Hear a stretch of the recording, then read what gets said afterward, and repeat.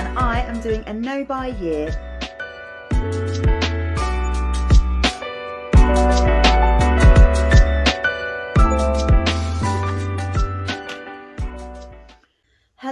Hello. Welcome to my very first no-buy video. The first video in what will probably be quite a long series of installments, I suppose, about my no-buy year for 2024.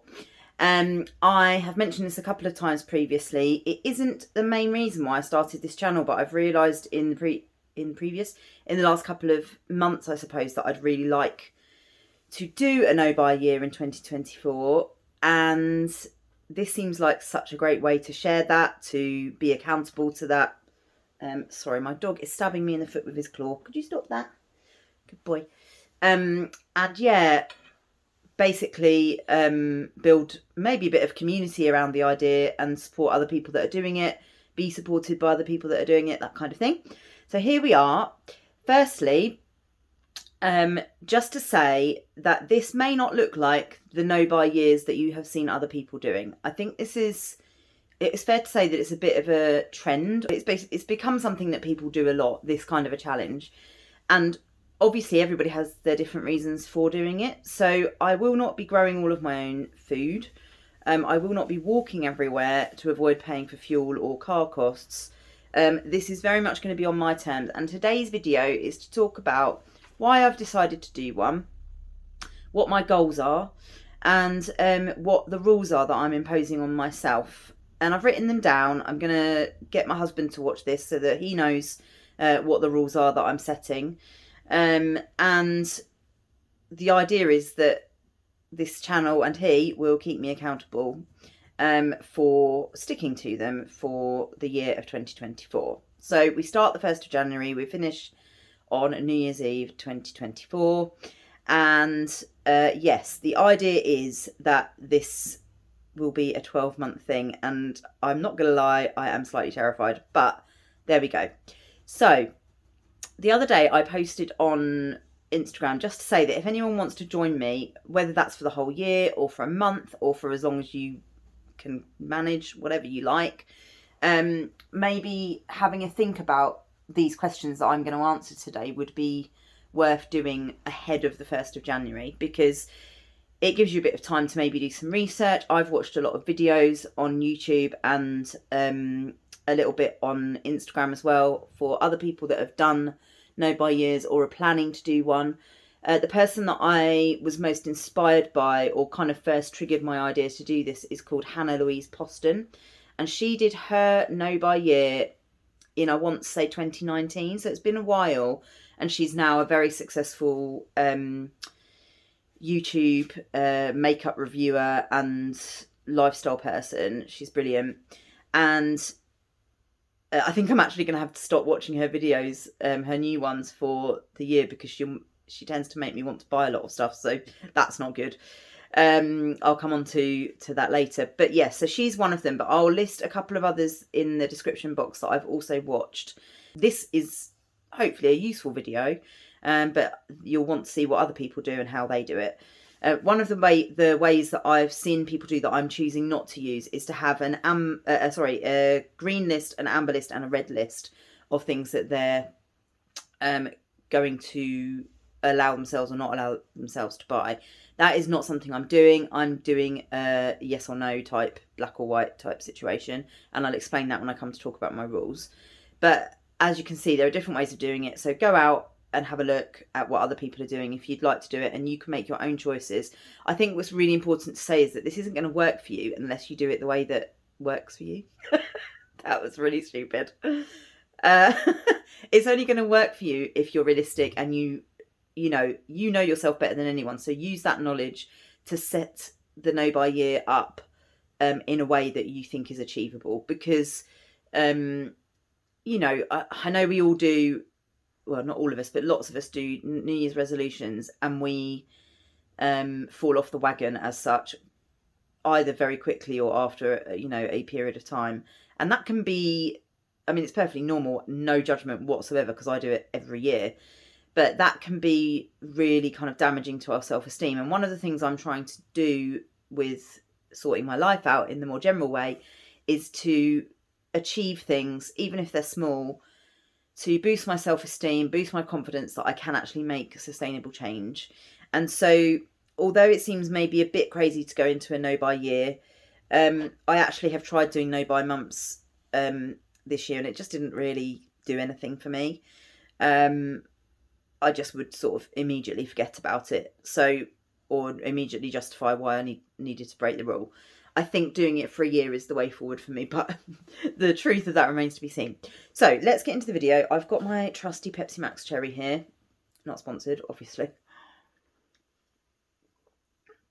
I might be sipping on that quite a bit because I've got a really dry throat today. I'm a bit worried that I might be coming down with something. So, why am I doing a no-buy year? Or why do I think the no-buy year system is for me? Partly I've just answered that.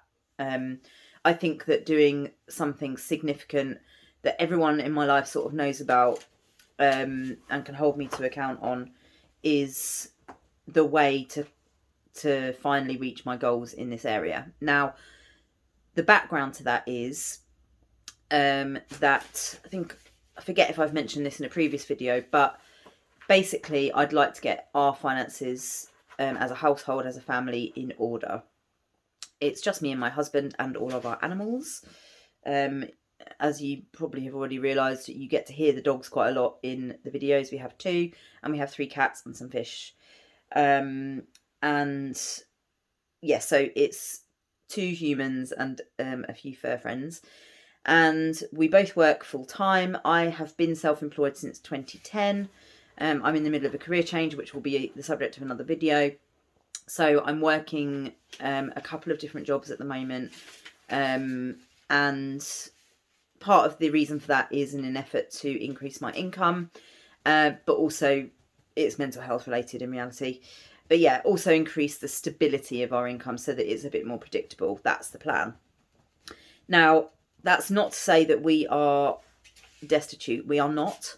But the industry in which I currently work, or have been working for the last sort of 13 years, is very unreliable in terms of how much I get paid and how often I get paid. There are a lot of reasons for that I won't go into. But it can make budgeting very difficult. What was I saying? Yeah, we're not destitute. We're extremely fortunate. We have a house, which we own, actually, which is a miracle in my mind. But anyway, a house, we have cars, we have jobs, we can put food on the table. Sometimes it's really basic store cupboard food because we don't have the money always to have lots of meat on the table or to have our favourite things. That has been much more of a real situation for the last maybe 6 to 9 months, where we're really having to think carefully about meals and what we spend our grocery money on. The background to all of that is that I have a certain amount of debt. We obviously have a mortgage and a bit of joint debt.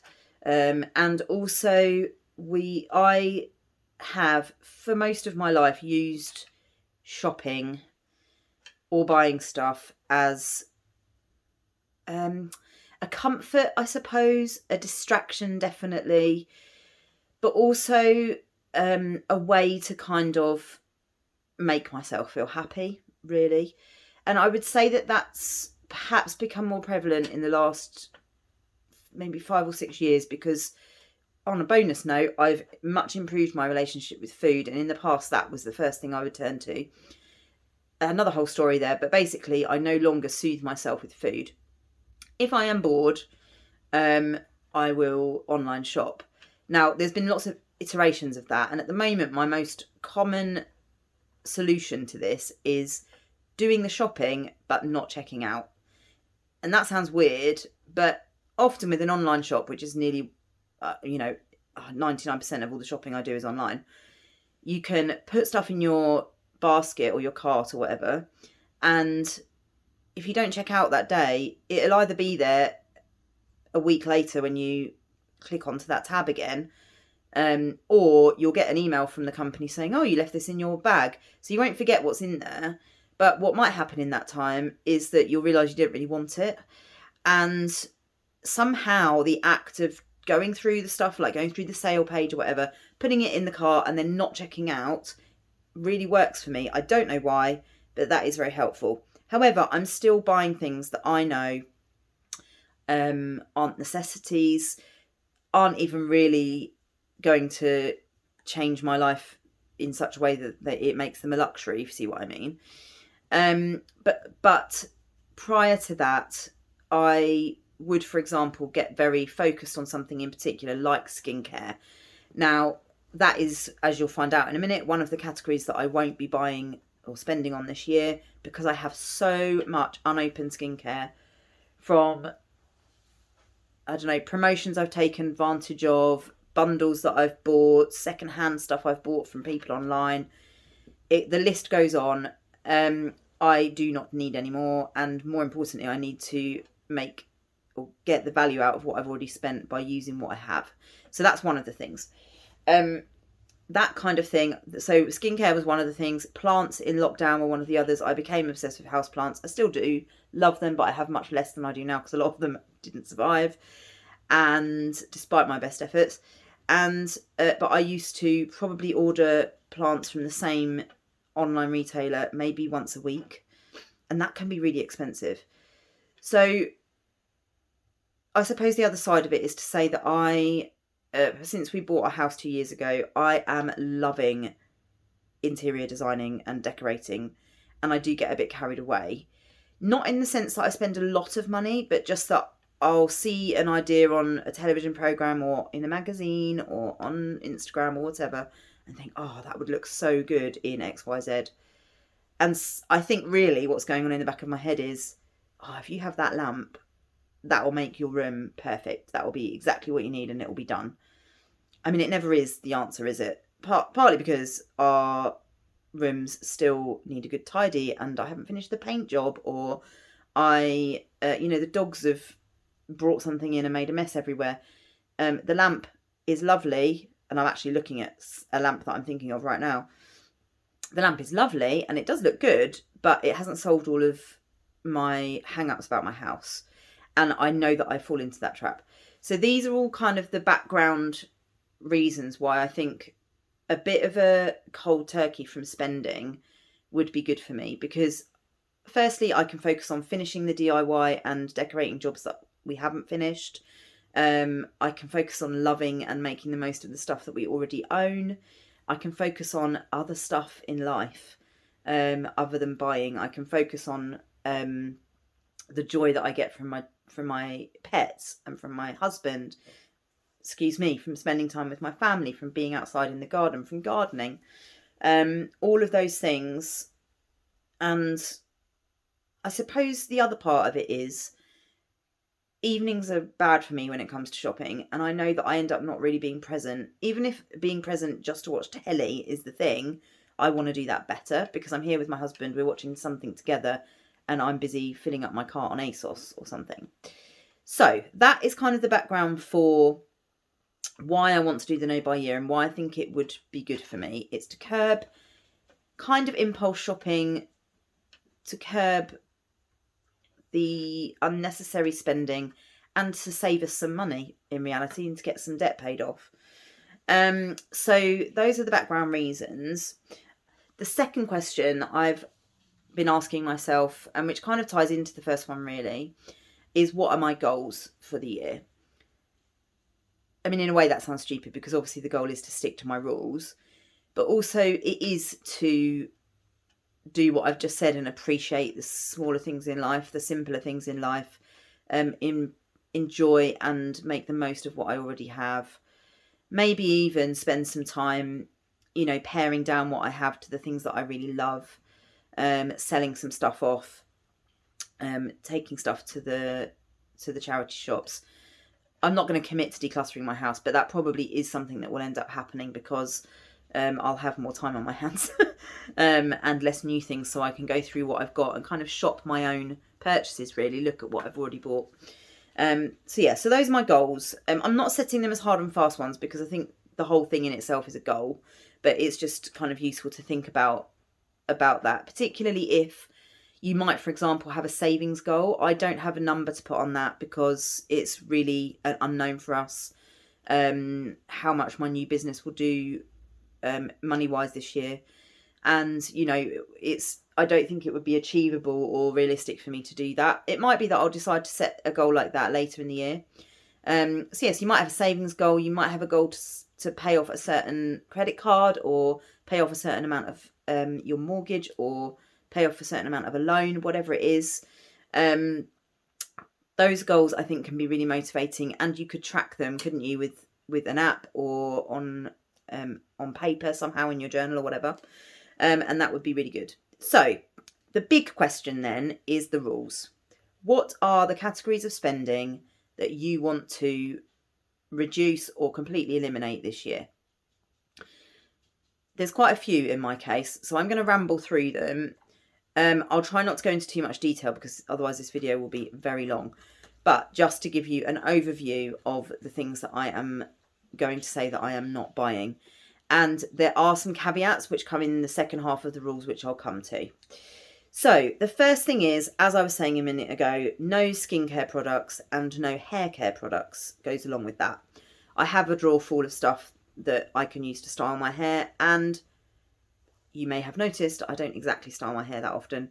It's a bit of a rare occurrence for me. I always, whenever I get a haircut, think, oh, I'll get better at this. I don't. It goes up in a bun while I'm at home. If I'm going out, I sometimes curl it, I sometimes straighten it, and I have the stuff that I need for that. I definitely do not need to be purchasing hairstyling products. So hair care, taking out shampoo and conditioner, I won't be buying, and no skincare. And one of the things I might do in the new year is to show you my stash. So show you what I've got.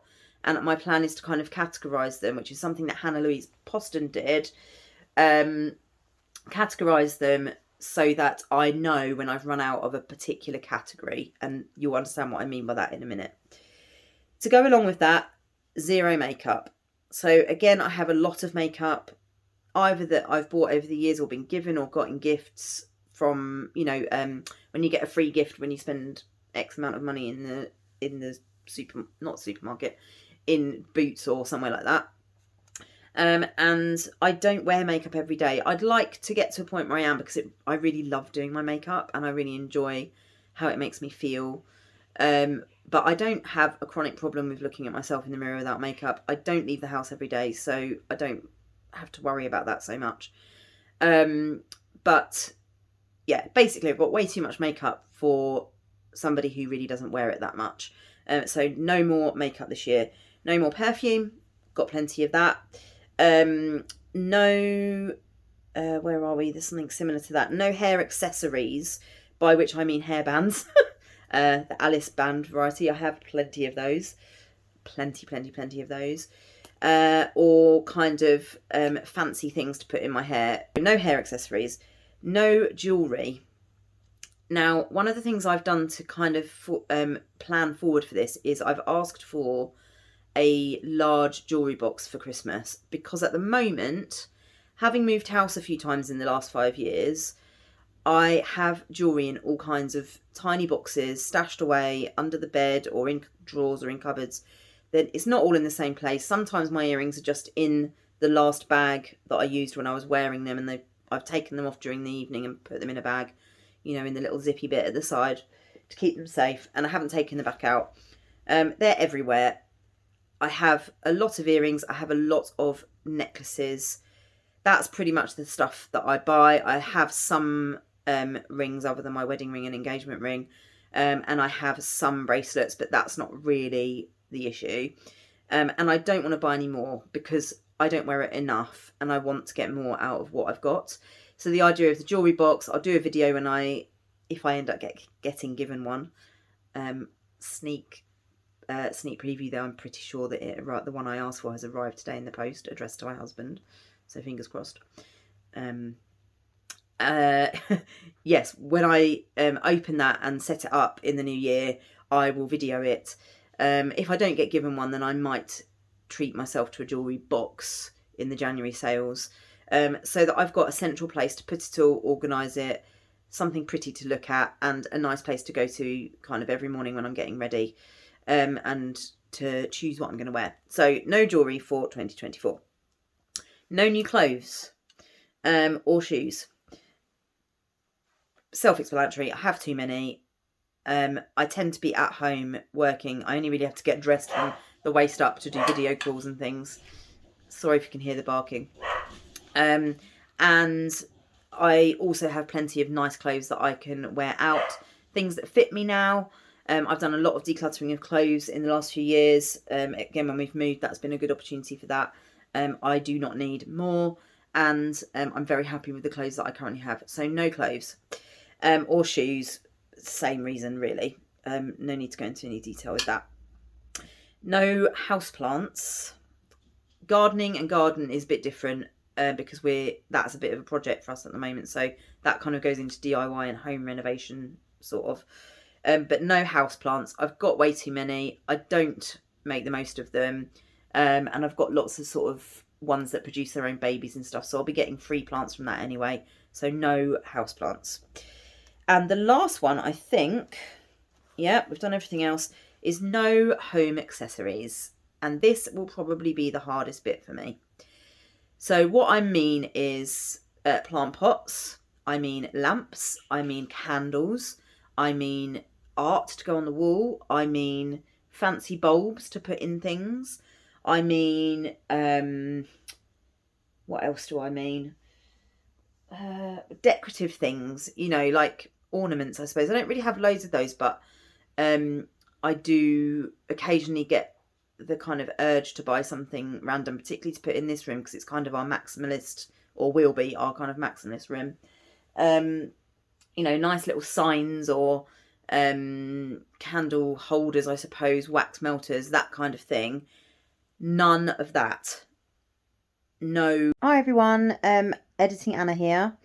I managed to remember what I was saying, which won't make any sense to you right now, but you're about to see me come back after being interrupted, and I forgot what I was saying when I stopped recording. So I was just saying that that one of my rules will be no decorative items, which I think is probably the easiest way to explain it. No vases, no twinkly lights, that kind of thing. Yeah, the kind of random bits and pieces that I would pick up at TK Maxx and probably love won't be coming home with me for this year. So yeah, so you're about to see a change in angle. I'm sorry about the mess. I didn't really appreciate how much of my messy living room you could see, but I did promise you this was going to be real life, so it is. Yeah, and now we're going to get into the bit of the video where we talk about what my caveats are for those rules. So the situations in which I might be able to break them, I guess. Right, back to it. Sorry about that. I got distracted / interrupted by an alarm going off on my phone, and then I didn't get back to recording before I had a video meeting with a client. So sorry that the lighting has probably changed, and also I can't really remember where I'd got to, although I know that I'd finished telling you the categories. I feel like I was in the middle of saying something. Maybe Editing Anna will jump back in and tell you what that was. But anyway, let's move on to the third kind of section of the video. I'm all bundled up because it is extremely cold today. I'm trying to resist putting the heating on until my husband gets back in a couple of hours because, well, you know, cost of living and all of that. It always seems a bit crazy to me to heat the whole house when I'm mostly sitting in the lounge for most of the day. So hence all the blankets and all the layers. So yes, so those, I've been through the things that I'm restricting my spending on.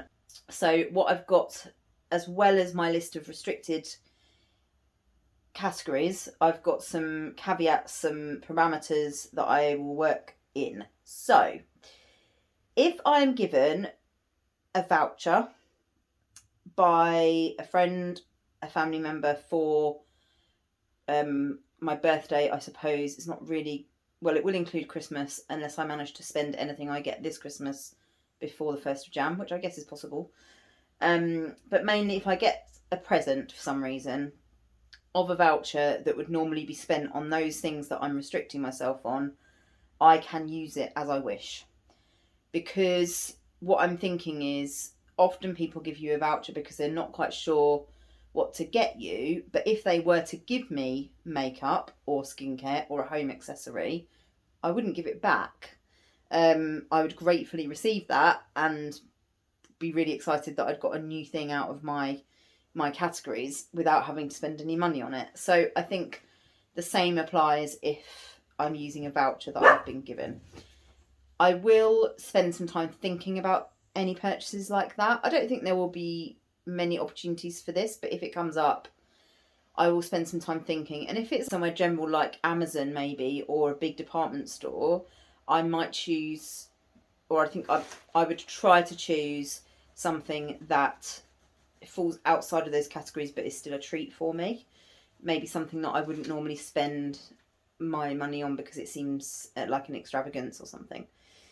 But strictly speaking, if I wanted to spend it on makeup or houseplants or clothes, then I could. That's the first caveat. The second caveat is that I can replace items if I have completely run out of that category. Now, this really only applies to skincare, hair care, makeup, and perfume, I think. And that's why I was talking about categories earlier. So let's say one category of skincare would be a daytime moisturiser. If I have completely exhausted all the stocks of moisturisers that I have, and there's nothing left, or I'm, literally at the last couple of uses in a pot, then I am okay to replace it with one product. And again, I suppose a kind of underlying aim would be not to go for the most expensive, but certainly to go for one that I know works for me, so that I'm not spending money on something that's new and exciting but might not work for me as well as something else I've tried and tested. So that would be kind of the attitude for that. And that's why I want to spend a bit of time looking at what I have currently and working out what categories they are.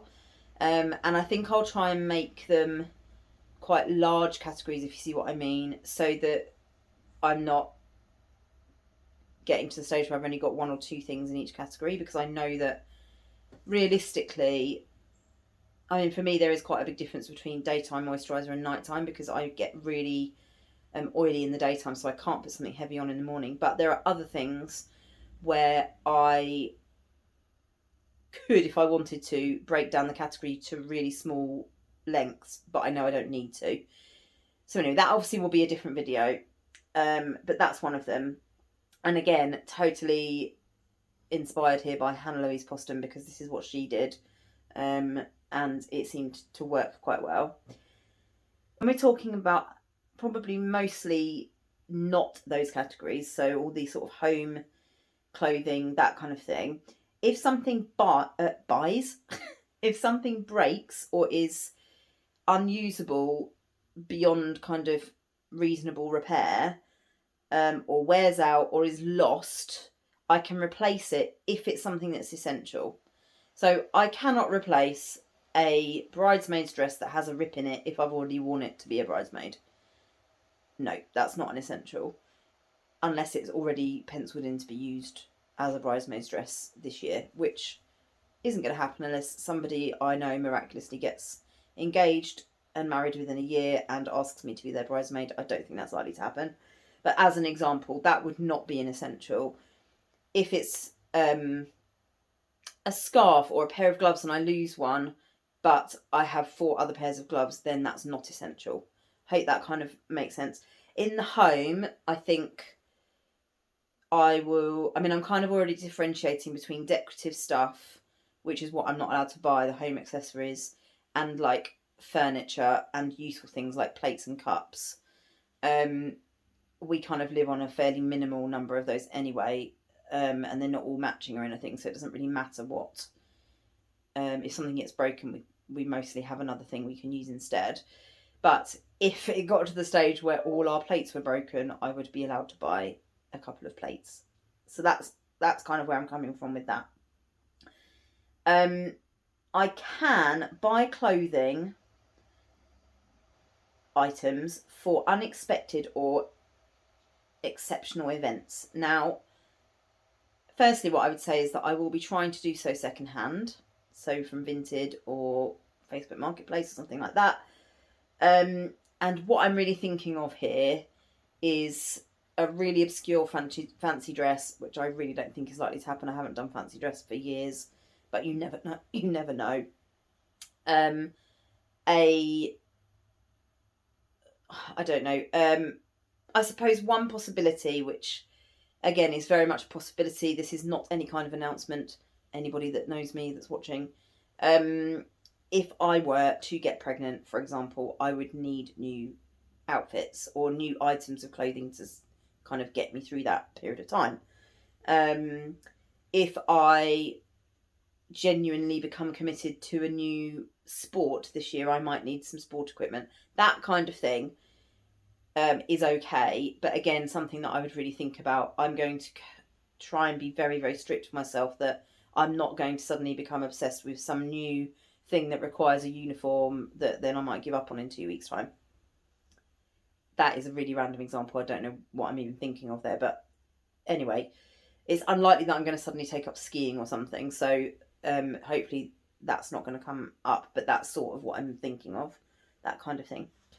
And the last one, I think, have I got any others? Yeah, the last one, and I hope I don't realise that I've not said enough here. I tried to spend quite a lot of time thinking about this, but I kind of hope I thought of the kind of eventualities that could come up. And again, this is not an announcement or any kind of, I don't know. Yeah, it's not an announcement. But if we were to have a baby in this time, I would be allowed to buy home decor for the nursery. Paint and stuff is already okay because that is part of our DIY journey, or our restoration or our decorating. It's part of finishing up stuff that's already been started, really. But this is particularly for if that room in our house has a completely new function, then it's okay to buy decoration for it because that will be something that's important to me. It'd be so weird to think in a year's time if we come back and I have actually had a baby. That would be so strange. But anyway, yes, very limited circumstances in which I can break the rules.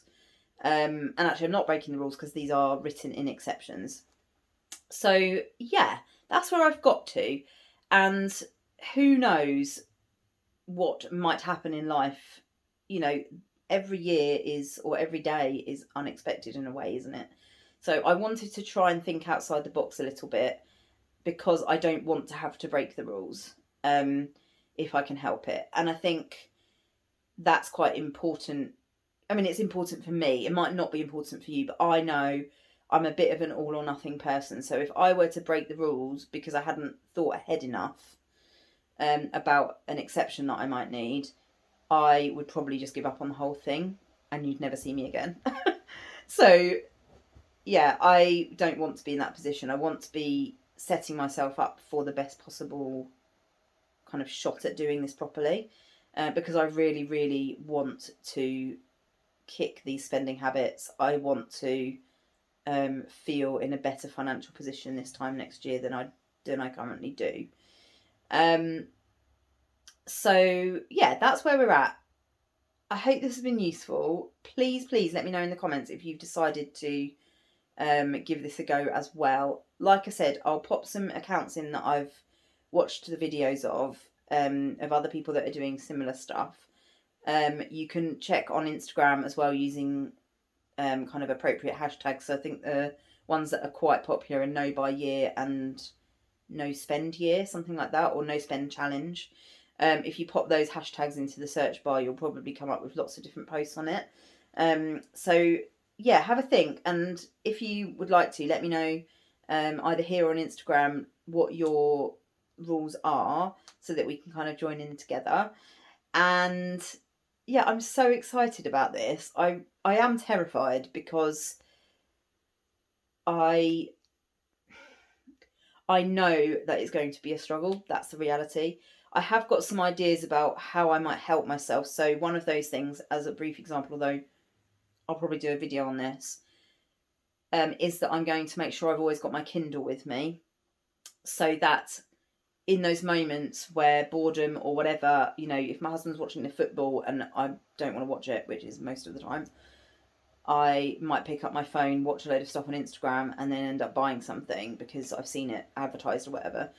I will have my Kindle with me, and my plan is to distract myself by reading a chapter of a book or whatever. And actually, that kind of aligns with one of my life goals, which is to read more, because I love reading and I never make enough time for it. So that's one of the things I'm planning to do, but I expect other kind of coping strategies will come up. And yeah, I'll make a video on those, because I think it would be useful to think about how I'm going to help myself with, in terms of how to stick to what my plan is. But anyway, yeah, chat to me in the comments. Let me know what's going on with you. Please do subscribe and pop that notification bell on, because then you'll know whenever I'm putting a new video up. I'm trying to kind of put that on Instagram at the moment, but I don't want all of my posts to be about me posting a video on YouTube, because that's boring. So do pop the notification bell on. And yeah, obviously there will be other videos coming up as well, on different topics, kind of still talking about what I've got to do to sort my life out.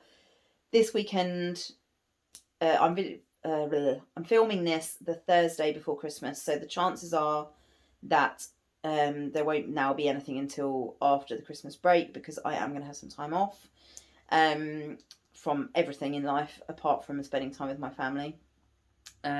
So yes, I will see you probably, I want to say before New Year's, but I'm not going to promise that. I will see you when I see you. Bye bye.